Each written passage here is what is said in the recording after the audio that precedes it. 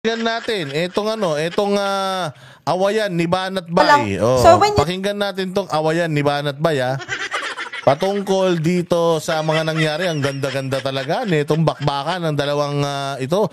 Actually, ito talagang inabangan eh. Nung pagdating pa lang doon ni Banat Bay at saka ni Claire, tumaas na yung tension eh. Kasi talagang iniisip ng mga taga TV5 na talagang matinding bakbakan ito. Pero tingnan mo, even TV5 is acknowledging na puta kailangan nyo ng ganitong mga show ng Banat Bay para lang mag-ratings kayo. Kailangan nyo pang gumamit ng mga vloggers para lang meron kayong magandang mai-report sa mga balita ninyo. Di ba? Oh, so sino ngayon ang mas pinaniniwalaan ng tao kung ultimong kayo ginawa ninyong center piece netong inyong kabulastogang show si Claire Castro at saka si Banat Bay. Ganyan kalulupit ang banateros. Ganyan kalupit ang mga banateros. Sabi ko nga sa inyo, kung hindi ako tumanggi, ako yung nandiyan dyan, hindi yung kasama ni Banat Bay. Yung kasama ni Banat Bay, sana matalino. So sobrang talino nung kasama ni Banat Bay, puta hindi siya maintindihan ng tao. Kung ako kasama ni Banat Bay, putang ina, baka matunaw tong dalawang tukmol na ito eh. Matutunaw yan yung araw. At saka yung si Bukbok, si Redford. Kung kami ni Banat Bay nandiyan dyan, sigurado ako, putang ina, baka nagtanggot tsa-tsa yan eh. O, hindi ba? So, eto, pakinggan naman natin itong bakbakan ni Claire, ang top hatang. Claire at Banat Bay, ganyan ang mga banateros, hindi kami umurong. Kahit sino pa yan, gusto nyo duraan pa laban eh, walang problema eh. Ilalaban ko si Jay Guevara sa inyo eh. Pero sige, pakinggan natin to mga bossing. said na walang utos galing sa taas. Okay? Ayan ha, ito ang simula kasi nitong argumento na to. Ang ganda kasi ng opening statement ni Banat Bay. Ang opening statement ni Banat Bay, ako po si Banat Bay. Oo, ito po ay usapin ng fake news at hindi naman po dapat mag-away ang mainstream media. Oo, sa pagdating at ang mga influencers pagdating sa fake news kasi po may mga social media naman na mga nagfe-fake news talaga at meron ding mga mainstream media na mga fake news din naman. Pero ang issue dito kasi, ang totoong fake news talaga dito ay mga politiko sa Pilipinas. Specifically si Bongbong Marcos. Katulad nung sinabi niyang wala daw baril na pumasok sa KOJC pero kitang-kita naman ng mga mata natin pare-parehas na meron. Ang tanong, binatikos ba siya ng media? Ang tanong, binalita ba ng media? Na mali ang statement ni Pangulo na walang pumasok, kitang-kita namin na meron. Kitang-kita nyo meron eh. Mga buwaka ng ina ninyo. Pumunta pa kayo sa loob ng KOJC, kitang-kita nyo doon. Ang daming pulis, ang daming baril. Mga tarantado kayo, wala kayong ibinalita kahit isa. Kaya yung sinasabi ni Banat Bay ha, wala kayong binalita kahit isa. Oh, so ngayon, ang sinasabi ni Banat Bay dito, may utos yan galing sa taas. Na wag ibalita yan, imposible naman, malaking issue yan. Yung pagkakahuli kay Pastor Kibuloy, ibinalita nyo. Samantalang yun na nga lang, mali pa eh. Hindi siya nahuli, sumuko siya sa mga militar. Hindi ba lagi namin sinasabi, binabalita nyo ba? Hindi nyo yun binabalita, hindi binabalita ng mainstream media yun. Bakit? Makakasakit eh sa principal nila. Ewan ko kung binabayaran sila ng administrasyon para kung bakit ayaw nilang masaktan yung administrasyon. Pero klaro yun na kaya hindi nila ibinabalita yung mga balitang balita kasi nga masasaktan yung kanilang mga amo. Hindi mo na kailangan pa ng rocket scientist para maintindihan mo yun. Ito si Claire, bobo kasi. Gusto kasi ni Claire, katulad nung sinasabi niya, na kapag labas ko ng bahay, kailangan makita ko kayo lahat magsaksakan. Para mamaya mai-report ko sa press briefer ko. Hanggat hindi niya nakikita, hindi siya naniniwala. Pero putang ina naman. Napakabobo mo naman, Claire Castro. Sinabi naman talaga ng amo mo na walang pumasok na baril pero may pumasok na baril. Kaya nga kung ako si Banat Bay, tinanong ko eh. Claire Castro, sa tingin mo ba may pumasok na baril sa KOJC? Tanong lang. O kasi kung sasabihin nito ni Claire na wala kasi pumasok ako doon, wala naman ako nakita. Hindi ba? Ay, nanto si Claire bobo eh. O sige, diretso natin. Paano mo, o hindi, ano ang ginawa mo to verify this? Meron ko bang pinatutungkalan? Network ba ito? Mainstream ba ito? At ano ang ginawa mong paraan para ma-verify ito para yung sinasabi mong walang utos galing sa taas ay masabi mo sa taong bayan na totoo? O, ayan na, walang utos galing sa taas. Kasi, Claire Castro, alam mo naman yan, putangin na mukha, nagtrabaho ka sa isang network eh. Alam mo na sa network may mga boss. At alam mo na lahat ng mga report dyan dumadaan sa boss. Diba? Putangin na, kaya sila na nga nagsasabi may mga layers of checking. Umamin na yung mainstream media na meron silang layers of checking. Alam mo ba yung layers of checking na yun? They're not actually checking the news kung tama o mali. They are checking the news kung yung bang mga benefactors nila tatamaan o hindi. Katulad din ng pag-iwas mo. Oh, hindi ba ikaw bilang isang press secretary o spokesperson ka, tagapagtanggol ka ng presidente, mantakin mo sinabi ni Banat Bay sa'yo, fake news peddler yung amo mo. Binigyan ka pa niya ng example. Fake news peddler yung amo mo. Anong ginawa mo? Hindi mo sinagot. Spokesperson ka ng presidente, pero hindi mo nasagot yung sinabi ni Banat Bay. Ngayon sasabihin mo, kasi nga bawal pag-usapan yung mga taong wala dito. Pero hindi mo naman pinag-uusapan yung taong wala dyan eh. Ang pinag-uusapan mo, tama ba? Sa tingin mo ba, may baril na pumasok sa KOJC siege yung 16-day o wala? O yun lang naman eh, bakit hindi mo rin yun masagot? Tapos ngayon tatanungin mo si Banat Bay? O sige Banat Bay, pakilampaso yung mukha nito. Kailangan natin tingnan ng mga pangyayari. Una sa lahat, napaka-obvious.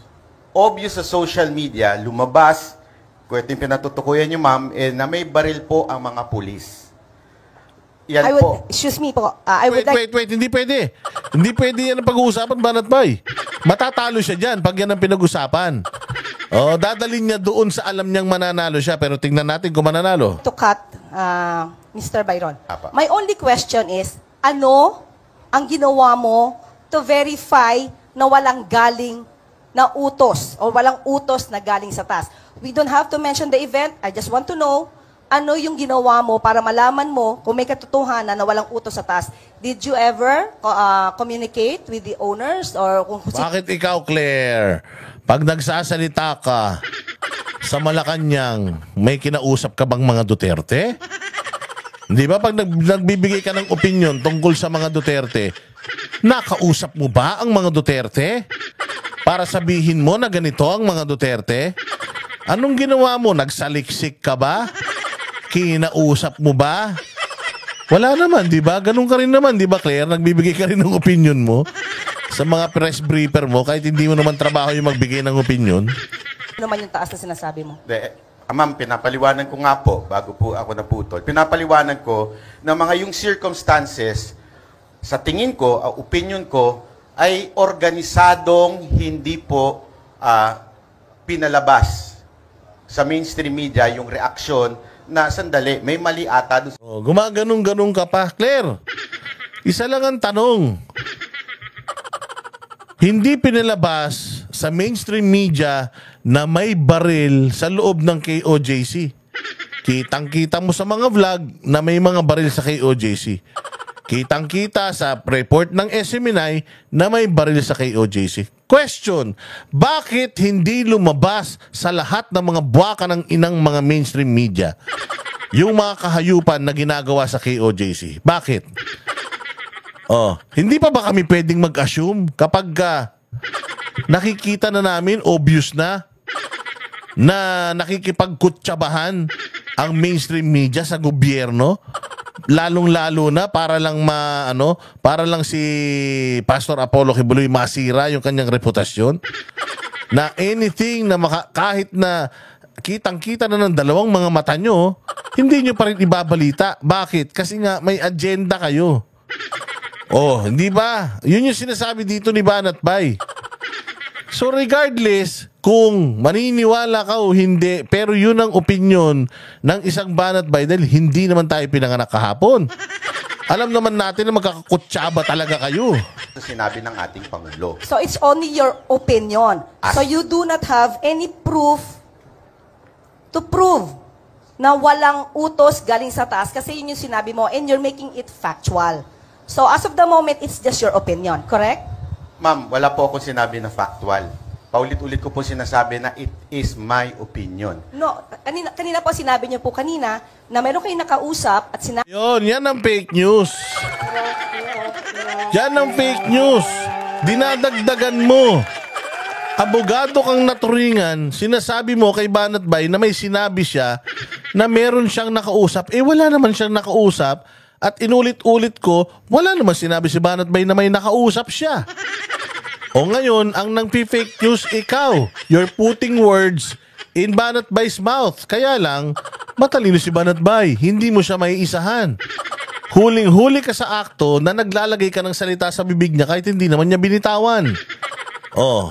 na hindi yan na ilabas dahil ang sabi, walang utos galing sa taas. So is that your opinion? Ma'am, wala po ako sinabing may nakausap ako. Oh, so in other words, is that your Oo.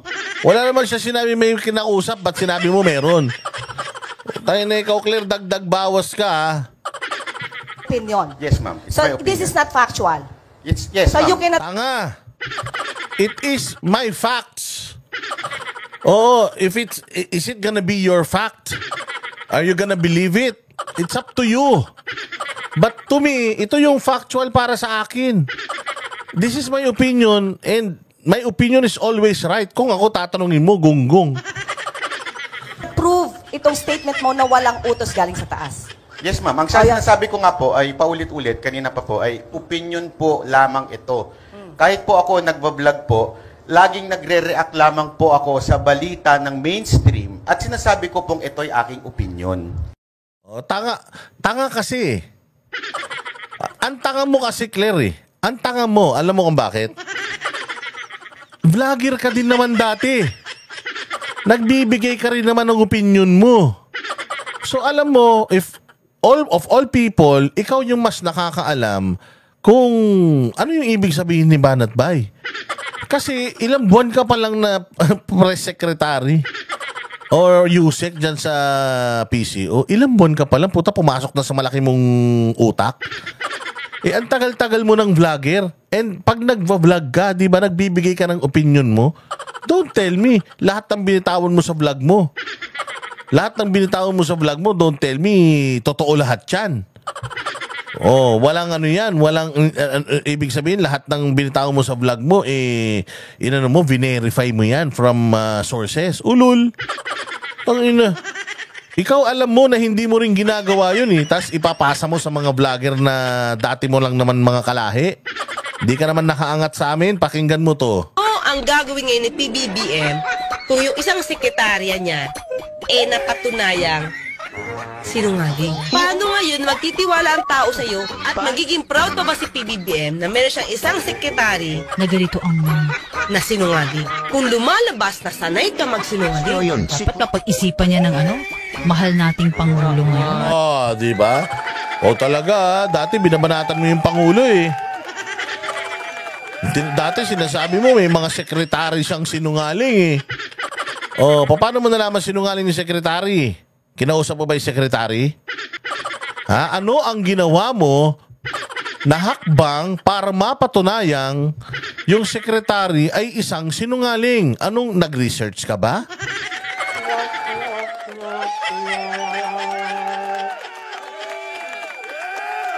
Tayo na, style mo, bulok. Sabi ko nga sa iyo, hindi mo kami Hindi yun ay eh. maraming nasasabing fake Oh, news. ay wait lang, asan na? At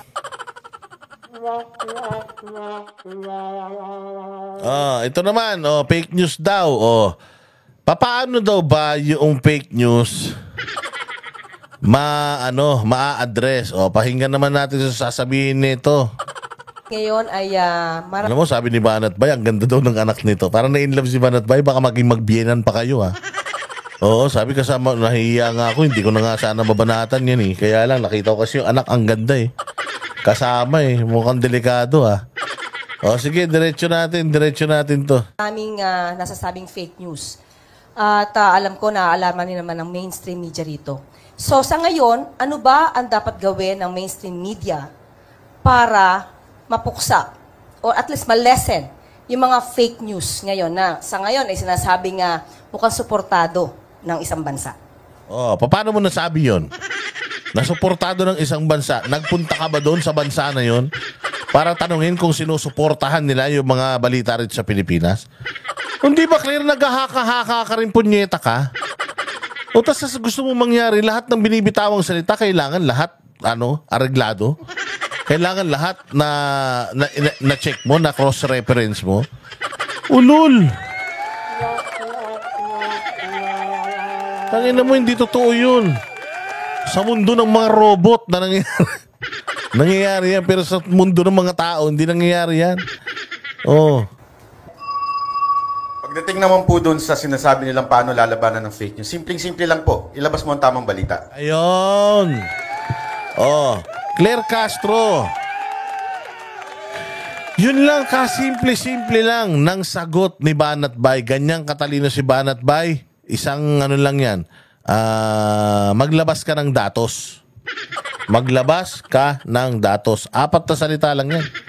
4 na salita lang yung 4 words. I have 4 words for you. Maglabas ka ng datos. Ikaw ang mahilig magsabi na napakaraming fake news dito sa gobyerno patungkol sa amo mong sinto-sinto.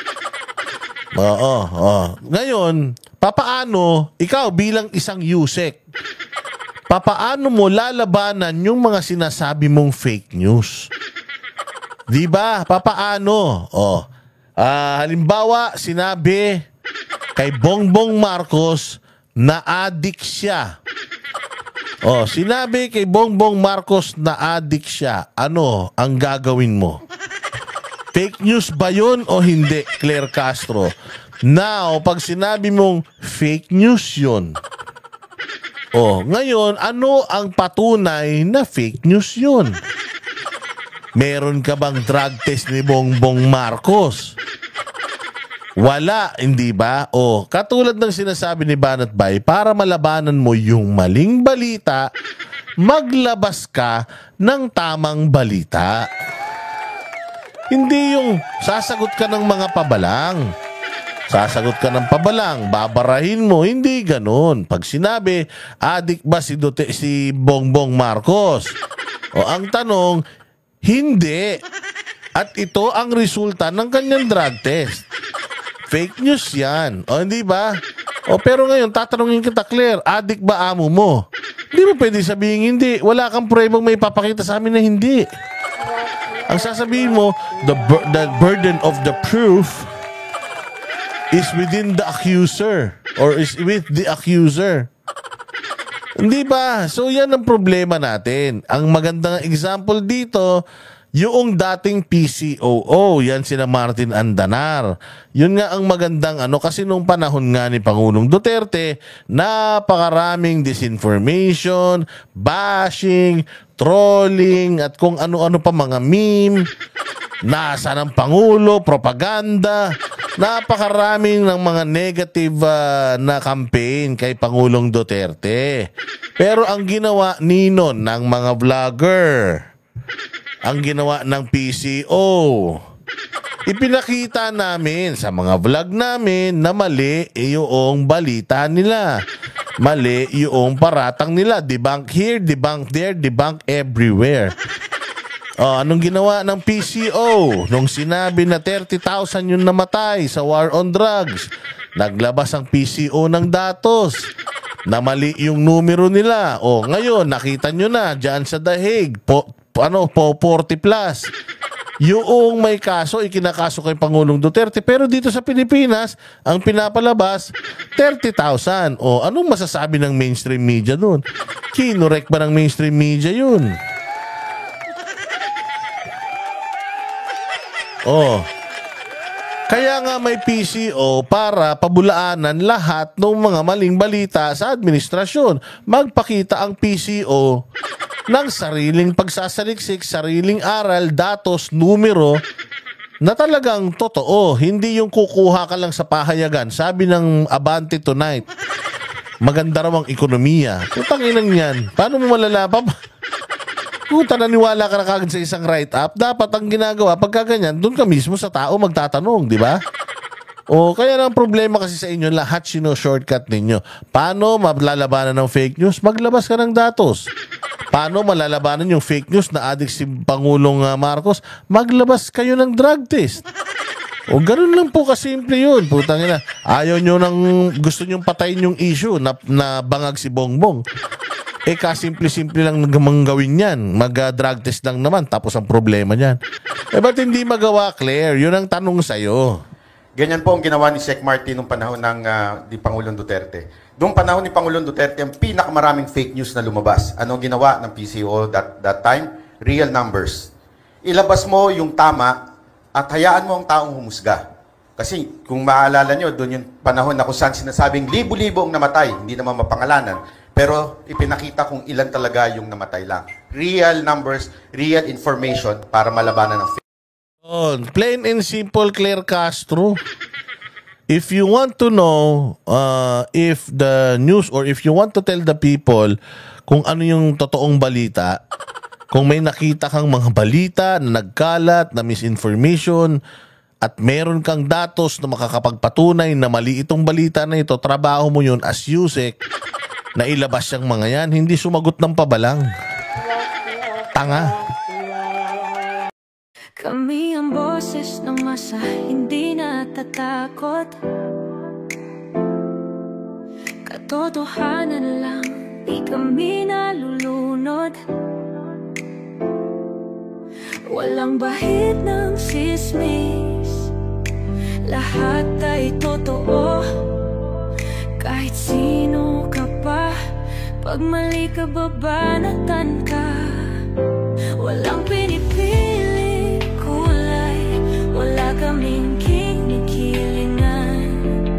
Basta para sa bayan, kami lalaban.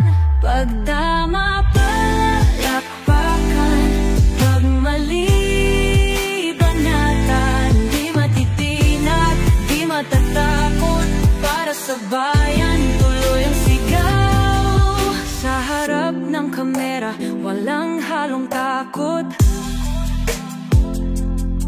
Mga baluktot, lahat kayo'y tutumba. Ang hustisya at totoo, yun lang ang mahalaga. Kahit sinong harang, di kami matitinag.